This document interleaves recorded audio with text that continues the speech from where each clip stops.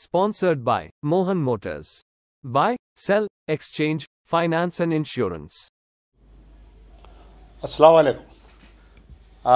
जैसा कि आप लोग जानते हैं कि तेलंगाना लेजिस्लेटिव असेंबली का सेशन शुरू हुआ है और 2 रोज़ क़ब्ल मोहतरमा गवर्नर तमिलिसाई ने अपना वेलकम एड्रेस दिया है। तो ये जो पार्लियामेंट्री डेमोक्रेसी बोलते हैं अपनी जो हिंदुस्तान में जो जमहूरियत है उसको जो है पार्लियामेंटेरियन डेमोक्रेसी बोलते हैं। इसमें उमूमन ये होता है कि कोई भी स्टेट की जो असेंबली स्टार्ट होती है तो उस असेंबली को स्टार्ट हुए जब वहाँ की स्टेट के गवर्नर या पार्लियामेंट शुरू हुआ जब प्रेसिडेंट ऑफ इंडिया जो है हुकूमत की कारकर्दगी को बयान करते हैं और गवर्नर जो है जो रूलिंग पार्टी है उस रूलिंग पार्टी का जो मैटर बनाते हैं वही मैटर को गवर्नर जो भी गवर्नर है वो पढ़कर सुनाते हैं, यानी पूरा रेडीमेड उनको स्टाइल में दिया जाता है। तो उसी तरीक़े से हमारे तमिलिसाई गवर्नर मोहतरमा डॉक्टर तमिलिसाई ने उसको पढ़कर सुनाया।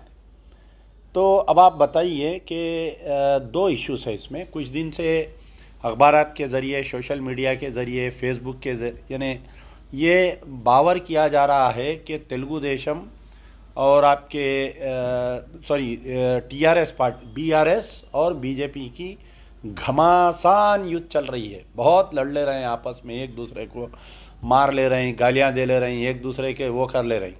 ऐसा अवाम में पेश किया जा रहा है। लेकिन मैं बारहा जो है ये कहता हूँ कि बीआरएस और बीजेपी एक सिक्के के 2 रुख है, एक सिक्के के 2 रुख है। तो वो वाज़े हो गया।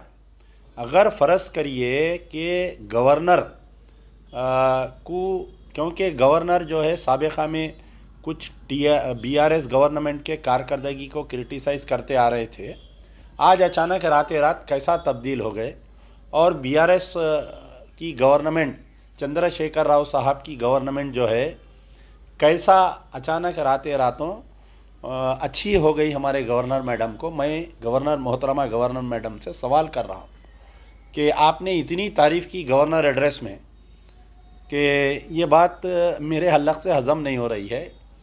तो हम बारहा ये बात कहते थे, मुसलसल मैं जो है अक्सर ये कहता हूँ कि ये सब दिखावा है। ये असेंबली इलेक्शन के बाद में या ये पार्लियामेंट इलेक्शन के बाद में फिर ये दोनों एक दूसरे के हो जाएंगे, बीजेपी एंड बीआरएस।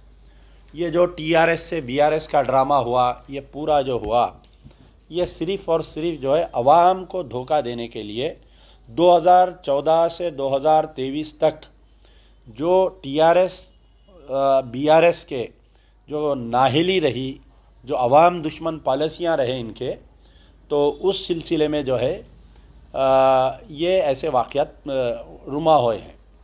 अपनी कारकर्दगी को यानी अपने फेलियर को से बचने के लिए, अवाम को धोखा देने के लिए ये टीआरएस को बीआरएस बनाया गया और ये बीजेपी का एक नूरा कुश्ती चल रही, WWF between BRS and BJP. ये वाज़े है ये बात। और ये दोनों जो है अक़लियतों के दुश्मन हैं, चाहे वो आप बीआरएस का नाम लियो या आप जो है बीजेपी का नाम लियो। आज मुझे मुझे हंसी आई आज देखकर। साबिक़ा में भी हुआ ऐसा और आज भी हुआ और आइंदा भी होते रहता। यूनाइटेड आंध्र प्रदेश में कांग्रेस की गवर्नमेंट हुआ करती थी और बजट यानी गवर्नर का एड्रेस हो या बजट पेश होने के बाद में leader of the MIM AIMIM Akbaruddin Owaisi उठते और एक जोशीली तकरीर करते। ऐसा महसूस हो रहा था मेरे को कि तालाब कट्टे के सालम चौक पे एक जलसे को मुखातिब कर रही हूँ। तो जज्बाती तकारीर, ऐसी जज्बाती तकारीर करते कि लोग बोलना, फिर उसके बाद में सोशल मीडिया उनकी टीम निकल जाती कि राजशेखर रेड्डी VS अकबरुद्दीन ओवैसी, कभी हेडिंग आई रोशया VS अकबरुद्दीन ओवैसी, कभी आई किरण कुमार रेड्डी VS। तो सेम जो है नया बॉटल पुरानी शराब। ये जब से टीआरएस गवर्नमेंट आई 2014 से ऐसा ही हो रहा। हर टाइम गवर्नर एड्रेस के बाद में या बजट एड्रेस के बाद में ये हालात ये पेश आते हैं। तो आज भी ये वैसी ही हुआ। 1 घंटे की तवील तकरीर रही अकबरुद्दीन ओवैसी साहब की। मौलाना मोहतरम इज़्ज़त माप Akbaruddin Owaisi leader of the opposition है और पब्लिक अकाउंट्स कमेटी के चेयरमैन हैं। तो सबसे बड़ी बात यह है कि आज से 2 दिन पहले एक सोशल मीडिया पे अकबरुद्दीन ओवैसी का एक लेटरहेड आया। तो एक पुराने शहर के एक नामवर हमारे सोशल मीडिया पे पेज चलाते हैं। तो आजकल बेचारों को एमआईएम की हमदर्दी बहुत हो रही। तो उन्होंने जो है एक वो डाले अकबरुद्दीन ओवैसी का लेटर। अकबरुद्दीन ओवैसी साहब है मौजूदा असेंबली में ये चीज़ें डिस्कशन करना बोल के एक लंबी तवील दास्तान दिए कि फ़लाने इश्यूज़ डिस्कस करो, एससीज़ के इश्यूज़ डिस्कस करो, एसटीज़ के करो, माइनॉरिटीज़ के करो, ये तमाम के करो बोल के ये लोग मुसलसिल डालते गए लोग। तो बहरहाल मेरे को हंसी आ रही कि अकबरुद्दीन ओवैसी जो है ख़ुद अपने आप को ये बोल रहे हैं कि मैं एक सीनियर एमएलए हूँ, मैं अब तक 3 बार असेंबली कर चुका हूँ। तो उनको ये नहीं मालूम कि ये लेटर लिखे, ये कोई रिप्रेजेंटेशन गवर्नमेंट को कोई लेटर काम कराने के लिए अपन लेटर नहीं लिख रहे।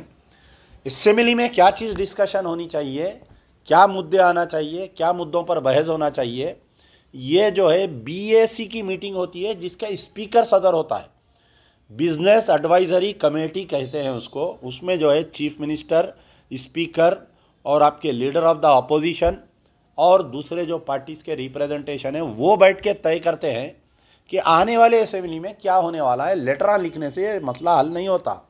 लेटर लिख दिए, सोशल मीडिया को दे दिए, पालतू कुत्ते निकल गए बाहर, भाई क्या लेटर लिखे, अखबारों की जीनत बन गया लेटर, सोशल मीडिया पे आ गया लेटर। अब फिर से हमारी आवाम को बेवकूफ़ बना दिए, चॉकलेट दे दिए। आज फिर एक मसला आया कि गवर्नर के एड्रेस के ऊपर बोलना था कि गवर्नर के एड्रेस कैसा रहा, इसमें क्या क्या खामियां हैं। आप देखिए पूरी 1 घंटे की स्पीच में जो है मरकज़ से हमको ये नहीं मिला, मरकज़ से हमको वो नहीं मिला, मरकज़ से ये नहीं मिला। ठीक है, बहुत अच्छी बात है। बीजेपी की जो तेलंगाना के साथ नाकामियों को आप मंजर आम पर लाए, लेकिन आप बतलाइए कि यही टीआरएस 2014 से लेके 2020-21 तक भी जो है बीजेपी के साथ रही और आप टीआरएस के साथ रहे। आपके भाई मोहतरम असदुद्दीन ओवैसी साहब ये बोलते हमेशा कि मैं मरते दम तक केसीआर का साथ दूंगा। केसीआर बोलता मैं मरते दम तक जो है बीजेपी के साथ रहूँगा। नोटबंदी में साथ, सदर जमहूरिया इलेक्शन में साथ, आपके जीएसटी में साथ, आपके यानी शरीयत में मदाखलत हो गई, आपका ज़मीर नहीं जागा, आपके भाई का ज़मीर नहीं जागा। शरीयत में जब बीजेपी मदाखलत करी ट्रिपल तलाक के मसले पे, तो TRS was the first party to जाके बीजेपी की तायद करे मरकज़ में। कश्मीर के मसले पर बीजेपी की तायद करे टीआरएस वाले, और आप बराबर साथ में। आप जो है गाड़ी का स्टेपनी बने हुए, गाड़ी की स्टेपनी है एमआईएम, जो टीआरएस की गाड़ी है ना, वो गाड़ी की स्टेपनी बने हुए हैं एमआईएम वाले। तो आप हमेशा से साथ रहे नहीं रहे। देखिए, आप आवाम को गोल फिरा सकते, लेकिन आप अपने ज़मीर को झूठ नहीं बोल सकते। मैं अकबरुद्दीन ओवैसी और असदुद्दीन ओवैसी से जब आप रात में लेट थे ना आँखें बंद करके, तो आप एक 30 सेकंड के लिए सोचिए, अपने ज़मीर से सवाल करिए कि क्या मैं वाकई कौम को, अल्लाह को और जो है सब धोखा दे रहा हूँ, नहीं दे रहा हूँ। टीआरएस 2014 से लेके 2020-21 तक भी बीजेपी के साथ रही और हम टीआरएस के साथ हैं। अब इसके अंदर कई मुद्दों पे आज बोले कि स्टेट को जो है सेंटर का टैक्स नहीं मिल रहा।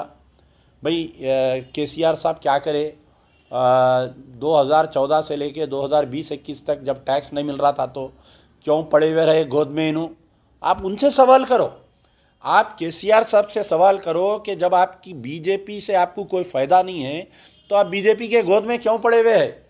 आज भी ये जो बीआरएस का ड्रामा चल रहा है, ये सिर्फ और सिर्फ बीजेपी को फ़ायदा पहुंचाने के लिए है। ये सेकुलर वोटों को काटो, वोटों को मुंतशिर करो और जो है बीजेपी को जिताओ, बाद में फिर जाके अपन भी बीजेपी के गोद में बैठ जाओ। तो तेलंगाना के साथ नाइंसाफ़ी हुई। अच्छा, और एक बात मेरे को हंसी आई कि अकबरुद्दीन ओवैसी साहब ये बोल रहे हैं कि मैं तेलंगाना का हूँ और तेलंगाना के नाइंसाफ़ियों पर बोलूँगा मैं। प्यारे, बेटे कहाँ थे? 2002 से लेके 2012 तक तेलंगाना एजिटेशन चला। तो जब आप तेलंगाना के नहीं थे, आपके भाई तेलंगाना के नहीं थे, जब तेलंगाना के साथ नाइंसाफ़ी नहीं दिख रही थी, पुलिस वाले लेके जाके बच्चों को मार मार के जेलों में डाल रहे थे, तेलंगाना एजिटेशन में फायरिंग में बच्चों को मार दिए, लोग अपने आप को जला लिए तेलंगाना के वास्ते, तेलंगाना के साथ नाइंसाफ़ी हो रही थी। तो जब आप तेलंगाना के नहीं थे, जब औसा के हो गए थे शायद, आपके दादा जो जहाँ से आए थे औसा के, वहाँ के हो गए शायद आप। तो आज आप तेलंगाना के कैसा हो गए? दावत तय हो गई, दस्तरखान बिज गया, बिरयानी आ गई, दस्तरखान के बिलावड़ बन के बोल रहे हैं आज मैं तेलंगाना का हूँ। अच्छा ठीक है, आप तेलंगाना के हैं ना साहब, तो फिर तेलंगाना में जो नाइंसाफ़ी केसीआर की गवर्नमेंट से हो रही उसके ऊपर बोलो। आप हिम्मत नहीं है बोलने की, केसीआर के ख़िलाफ़ में बोलने की हिम्मत नहीं है, कई मुद्दों पे है। तो जैसा इन्हों यहाँ तो पूरा मेडअप गेम रहता है, ये पहले से बैठे हुए एक दिन जाके मीटिंग कर लेते हैं, मैं ऐसा बोलता हूँ साहब आप ऐसा बोलना, सीएम साहब गायब हो गए असेंबली से, क्या लौंडे के मुँह को लगूँ मैं बोल के उन्होंने निकल के चले गए उन्होंने, और इन्हों जो है केटीआर साहब बैठ के इनका मुकाबला कर रहे हैं, अकबरुद्दीन ओवैसी का। अब के टीआरएस बीआरएस वाले मेरे को फ़ोन करके बोल रहे हैं कैसा बोले हमारे अन्ना थे कि अकबर ओवैसी को कैसा करे। अन्ना 4 साल पहले भी असेंबली में बोले थे, केटीआर साहब बोले थे अकबरुद्दीन ओवैसी को don't play for the gallery बोल के, फिर दोनों मिल के फिरे नहीं फिरे, दोनों मिल के पावर शेयरिंग कर रहे नहीं कर रही, दोनों मिल के लोगों को आवाम को बेवकूफ़ बना रही नहीं बना रही। आज एक मेरे को टीआरएस वाला फ़ोन करके बोल रहा देखे आप अन्ना कैसा बोले, अरे मैं बोला बेवकूफ़, वो अन्ना और चिन्ना दोनों एक साथ है, ये एक सिक्के के दो रुख है, दोनों बीजेपी के एजेंडा हैं ये।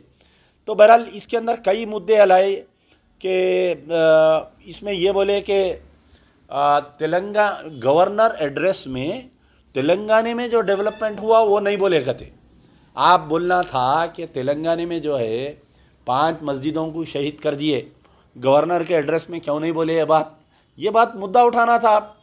सेक्रेटेरिएट में 2 मसाजिद शहीद हुए, मस्जिद मोहम्मदिया और मस्जिद दफातिर, मस्जिद हाशमी, ये 2 मसाजिद को जो शहीद कर दिए, 2 के जगह 1 बन रही, उसी मुकाम पे बन रही नहीं बन रही। तुम लीडर ऑफ द अपोजिशन है, तुम्हारे भाई गाड़ी के ड्राइवर है, तुम जो है जिसको चाहे उसको तख्त पे बिठाने की सलाहियत रखते हैं। अरे मस्जिद अल्लाह के घर के मामले में तुम केसीआर को सवाल नहीं कर रही। 17 के दिन इनाग्रेशन है, उसके बाद में जो असेंबली इलेक्शन का ऐलान होने वाला है, फिर से आप आवाम को बेवकूफ़ बना रही।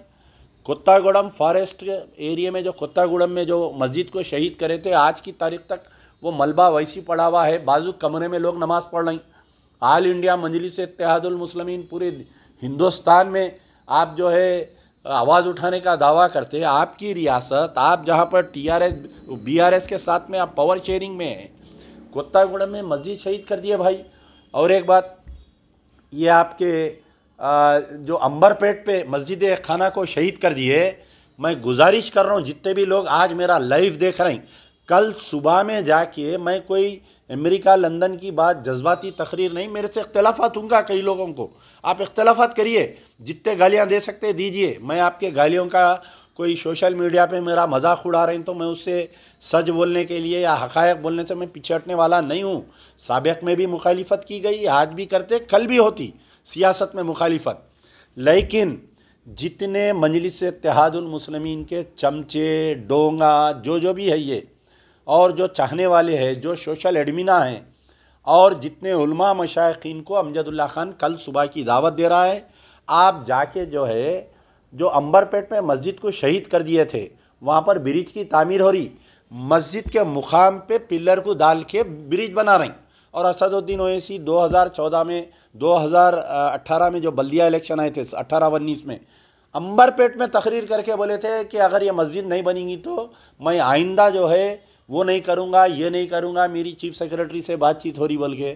तो अंबरपेट की एक खाना मस्जिद के बारे में क्यों नहीं बोले भाई आप?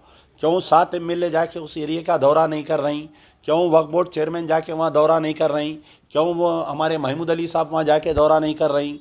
मैं बार बार बोल रहा हूँ, मस्जिद खाने का ब्रिज की तामीर मुकम्मल हो रही, रोड बंद कर दिए, रोड बंद करके जहाँ पर मस्जिद की जगह है, पहले जो डेरा डाल के पुलिस पिकेट रखे थे सब हट गया, डेरा हट गया, पुलिस पिकेट हट गया, खाली कुछ कचरा पड़ा हुआ है, बिल्कुल उसके मुंह पे लाके जो है ब्रिज का पिलर डाल रहे हैं और ऑलमोस्ट अनकरीब ब्रिज कंप्लीट होने वाला है।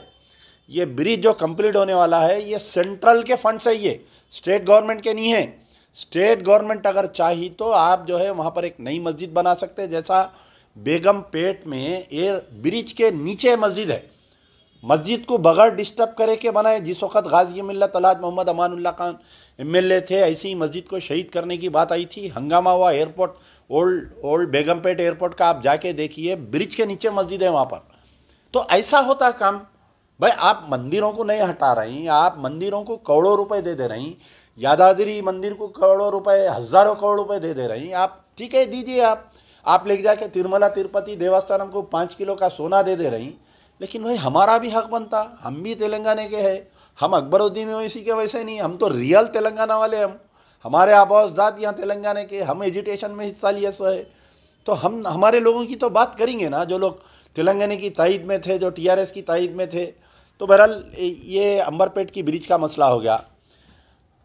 और एक बात ये बोले कि माइनॉरिटीज़ को, अब देखिए कैसा कौम को बेवकूफ़ बनाते हैं दोनों भाई।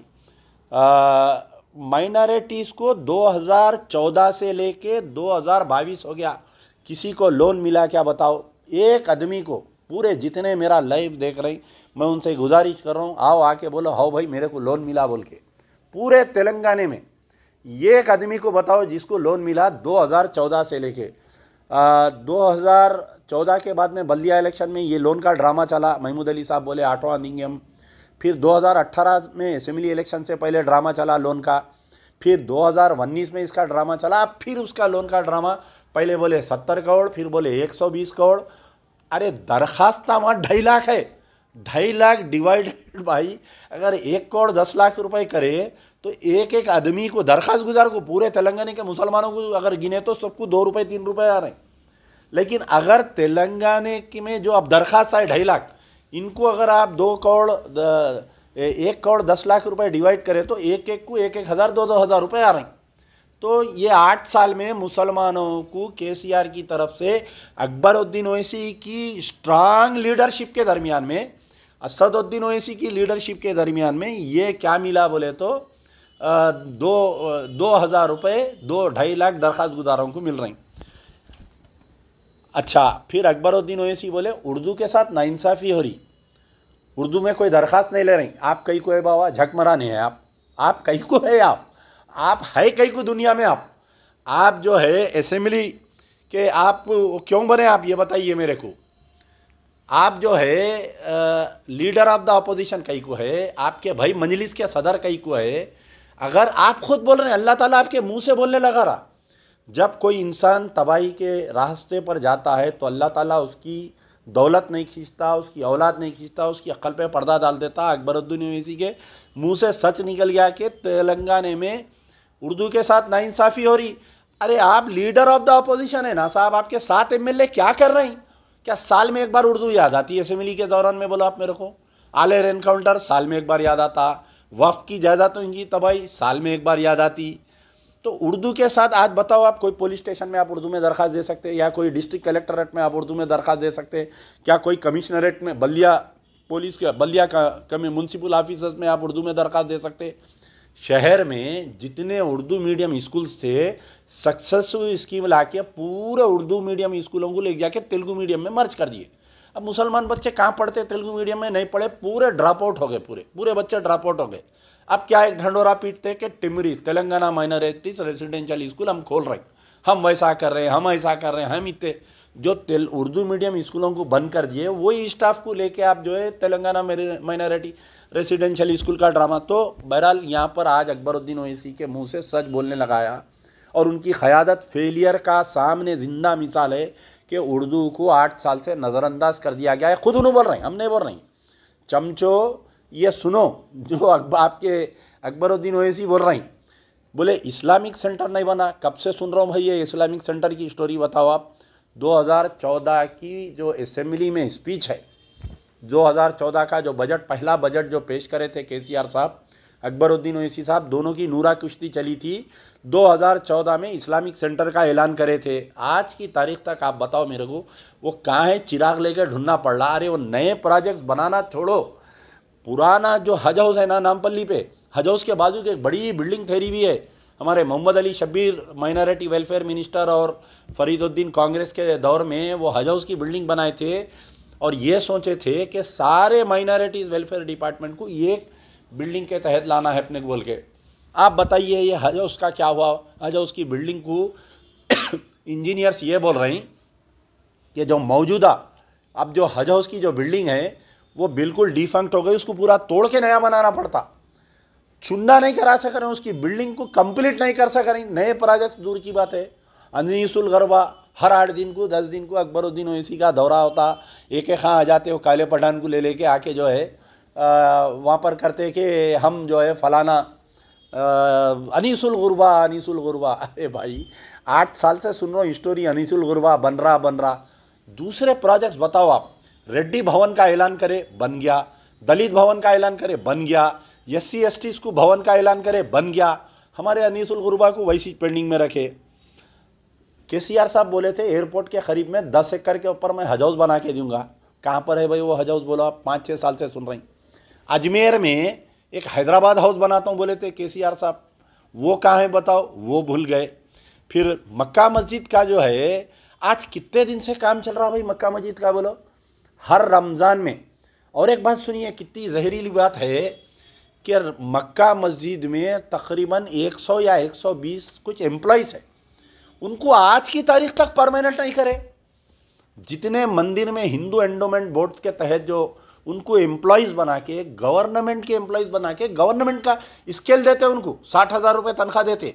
और हमारे मक्का मस्जिद के एम्प्लॉइज़ को कंट्रैक्ट बेसिस पे, गौर करिए, पढ़ा लिखा तबका जो है मुसलमानों का, मैं उनसे मुखातिब हूँ, वो जाहिलों से मैं मुखातिब नहीं हूँ मैं।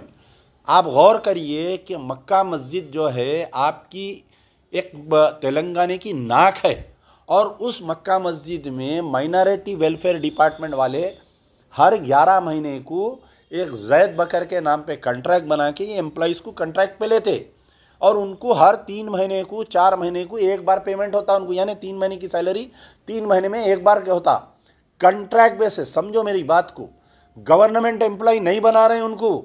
कई बार CM साहब का ने फाइल गई, सुप्रिटेंडेंट मक्का मस्जिद मौजूदा जो माइनॉरिटी वेलफेयर मिनिस्टर है उन्होंने भेजे, CM साहब नहीं कर रही, तो MIM की मजबूत क़यादत, असदुद्दीन ओवैसी ड्राइवर है मिल्लत और आपके अकबरुद्दीन ओवैसी स्टेपनी है मिल्लत को इनको याद नहीं आया। अरे CM साहब कितने एम्प्लॉइज़ है जी, आप जो है इलेक्ट्रिसिटी में परमानेंट कर रहे हैं, आप बलिया में परमानेंट कर रहे हैं, आप जो है वाटर वर्क्स में परमानेंट कर रहे हैं। अरे हमारे कितने हैं साहब, 100-120 जने हैं, आधे मर गए तो उनके ऊपर अभी तक अपॉइंटमेंट नहीं हुआ मक्का मस्जिद में। मक्का मस्जिद की तो इतनी बुरी हालत है एम्प्लॉइज़ की, आप कभी नमाज़ पढ़ने गए तो एक आध एम्प्लॉई को बाजू लेके पूछो उसके घर के हालात इतने बुरे हैं ना, तो उनको कोई मेडिकल फैसिलिटी नहीं है। गौर करिए आप, आज के दौर में जो है ये दवाओं के लिए बहुत ज़्यादा प्रॉब्लम हो रहा, उनको मेडिकल फैसिलिटी नहीं है। हर गवर्नमेंट सर्वेंट को मेडिकल सिर्फ और सिर्फ माइनॉरिटी वेलफेयर डिपार्टमेंट के तहत जो मक्का मस्जिद चल रही उनको नहीं है। फिर उसके बाद में इमाम मौज़नों की तनख्वाह कहते इनू बोल के दिलाए। आप देखिए दिल्ली में जाइए आप, जहाँ पर अरविंद केजरीवाल की गवर्नमेंट है, मैं अमानतुल्लाह जो वक्फ बोर्ड के चेयरमैन, अक्सर उनकी मेरी बातचीत होती रही थी, 19,000 रुपये है, और आपके इमाम को क्या दे रहे हैं KCR साहब? 5,000 रुपये। वो भी कैसा, 6 महीने तक उन्हें लरजना, उन्हें साहब तनख्वाह दियो, साहब मेरे पैसे दियो, तो 5,000 रुपये आते। ये मजलिस की क़यादत ये नहीं बोल सक रही, प्रेशर नहीं कर रही कि भाई आप जैसा दिल्ली में दे रहे ना, अरविंद केजरीवाल से बहुत जम रही आजकल। बेटी का शराब की स्कैंडल चल रहा दिल्ली में, अरविंद केजरीवाल भी वन ऑफ द अक्यूज्ड है। ये जो दोस्ती है कोई दिल्ली की तरक्की या तेलंगाना की तरक्की के लिए नहीं है, एक दूसरे को कैसा ED से बचाना है, शराब स्कैंडल से बोल के वो दोस्ती है। तो आप बोल रहा था उसमें वहाँ पर 19,000 20,000 रुपये सैलरी है, इमाम को मौज़न को यहाँ पर भी 20,000 रुपये सैलरी दो। आप बताओ कोई मुस्लिम MLA डिमांड कर रहा? नहीं करता। कोई तंजीम डिमांड करती? नहीं करती। अरे भाई इमाम का जो है उसका क्या गुजारा होता बोलो 5,000 रुपये में? घर का अगर रिमोट एरिया में हैदराबाद में जाके आप बालापुर के सेट पे घर का लिए तो 5,000 रुपये से कम नहीं है घर का कोई किराया। उन्हें बच्चों को क्या पढ़ाएंगा, उन्हें जो है उसका दिल और जान इमामत में रहता ही नहीं, अगर उन्हें घर की परेशानियों में रहा तो ये भी नज़रअंदाज हो गया। मेट्रो रेल 500 करोड़ रुपये मंजूर हो कहते मेट्रो रेल को, और मेट्रो रेल नहीं आई। कौन खा गए भैया 500 करोड़ रुपए? मुझे अच्छा याद है, गौर करिए अय मुसलमानों, और ये जितने मेरा लाइव सुन रही, मेरी बात को गौर करिए। NVVS रेड्डी बोल के मैनेजिंग डायरेक्टर मेट्रो रेल थे उन्होंने, अब है नहीं है, नहीं मालूम मेरे को।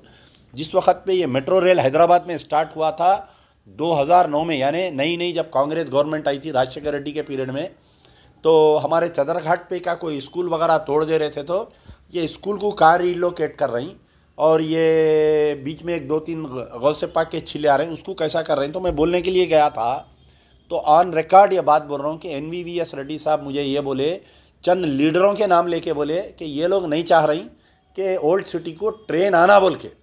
अब इसकी गवाही कौन देंगे? हमारे मोहम्मद अली शब्बीर साहब उस वक्त पे मिनिस्टर थे। तो किकबैक की बात आई कि भाई हमको कितने पैसे देते, अगर इतने पैसे देते तो हम अलाउ करते मेट्रो रेल को, नहीं तो नहीं करते। ये लोग समझे डर के लाके वो लोग पैसे दे देते, लेकिन वो L&T कंपनी जो है वो लोग जो भी पैसे देते लेते ऑन चेक देते, वो लोग घूस नहीं देते। उस वक्त हमारे मुकेश मिनिस्टर साहब थे, उनसे भी कोई कन्फ्रंटेशन हुआ। उस वक्त नागेंद्र साहब लेबर मिनिस्टर थे, ये L&T कंपनी उनकी बात नहीं सुन रही थी, तो उनके ऊपर लेबर डिपार्टमेंट में 1000 केस बुक करे, लेकिन वो लोग नहीं झुके, वो लोग प्रोजेक्ट छोड़ के चले जाते वो लोग। आप देखो जाके सुल्तान बाजार का प्रोजेक्ट ऐसी लड़ती में पड़ गया था, ये नागेंद्र साहब से खिरखिरी में कई लाइन्स नहीं करे थे उन्होंने। तो खैर बहरहाल मेरा बोलने का मतलब है कि मेट्रो रेल में सबसे बड़ी अगर बाधा है पुराने शहर को मेट्रो रेल आने के लिए, तो वो है सिर्फ और सिर्फ मजलिस की क़यादत है। मजलिस की क़यादत खुद नहीं चाह रही कि मेट्रो रेल नहीं आना हैदराबाद को बोल के, एक ज़िद है वो लोगों की। L&T कंपनी के ख़िलाफ़ में उनको एक ज़िद आ गई उनको। तो इस बात की मैं जो बोला, NVVS रेड्डी जो बोला, उसकी गवाही जो है हमारे मोहम्मद अली शब्बीर साहब दे सकते हैं कि उस वक्त मीटिंगा हो रहे थे, उन्होंने सिटी इंचार्ज मिनिस्टर होने के नाते उन्होंने जो है उस मीटिंगों में बैठ रहे थे। उन्होंने खुद कई बार मजलिस वालों को समझाने की कोशिश करे, अकबरुद्दीन ओवैसी को, असदुद्दीन ओवैसी को, दोनों भाइयों को अलग अलग समझाने की कोशिश करे, मगर वो लोग ज़िद पकड़े हुए थे। अच्छा, अब रोड वाइडनिंग के ऊपर बोले अकबरुद्दीन ओवैसी साहब, भाई आप जो है 15-20 साल के MLA, आपके भाई 15 साल के MP, अगर हैदराबाद में रोड वाइडनिंग नहीं आ रही, आप जब गाजी मिल्लत अलहाज मोहम्मद अमानुल्लाह खान साहब MLA थे, ये डबिलपुरा ब्रिज से लेके आपके चंचलगुड़ा जेल तक रोड वाइडनिंग कराना था। एक दिन फ़ोन करे, खुली कुतुब शाह में होती थी पहले रोड वाइडनिंग, बाद में बल्दी वाले लिए, रमनाचारी को फ़ोन करे, मैं आना चाह रहा हूँ साहब, ये रोड वाइडनिंग कराना है हमारे को। नहीं साहब, वो कोर्ट के सबको बुलाए मीटिंग लिए, पूरा शेख फैज कमान से लेके चंचलगुड़ा जेल तक 3 दिन में रोड वाइडनिंग हुई। 3 दिन में मार के पूरा चले गए। जिसको कंपनसेशन देना था एडवांस में पैसे दिए, जिसको लैंड टू लैंड देना था दिए। आज आप आके बेवाकार होना रो रही, फिर आप किस बात के कायद है भैया? आप you are failing on all fronts. आप मेट्रो ट्रेन नहीं ला सक रहे, आप उर्दू को दूसरी सरकारी ज़बान को उसका मौका नहीं दिला सक रही, मौक़ूफ़ नहीं दिला सक रही, आप जो है हज हाउस नहीं बना सक रही, आप जो है माइनॉरिटी को लोन्स नहीं दिला सक रहे मुसलमानों को, आप जो है मेट्रो रेल नहीं ला सक रहे, आप रोड वाइडनिंग नहीं कर सक रहे, तो फिर आप कई के MLA है, आप कई के लीडर ऑफ द अपोजिशन है, आपकी TRS की BRS की कई की दोस्ती है, ये नहीं मेरे को समझ में आ रहा। सिर्फ जज्बाती तकारीर के वास्ते है क्या, बताइए आप? हाँ, अच्छा, मेजर बात जो है हमारे अकबरुद्दीन ओवैसी साहब ये बोले आज कि दरगाह हज़रत हुसैन शाह वली की ज़मीन हम खो दिए। फिर आप और आपके 7 MLA कई के है बोलो, आप कई की फ़ौज है ये बोलो, आप ये कई की फ़ौज है। दरगाह हज़रत हुसैन शाह वली 1654 एकड़ यानी 1654 एकर्स लैंड वर्थ 50,000 करोड़, इसका ऑफिशियल रिकॉर्ड है। अगर आप बाहर मालूम करें तो आउट ऑफ रेट गए तो और बढ़ के आता।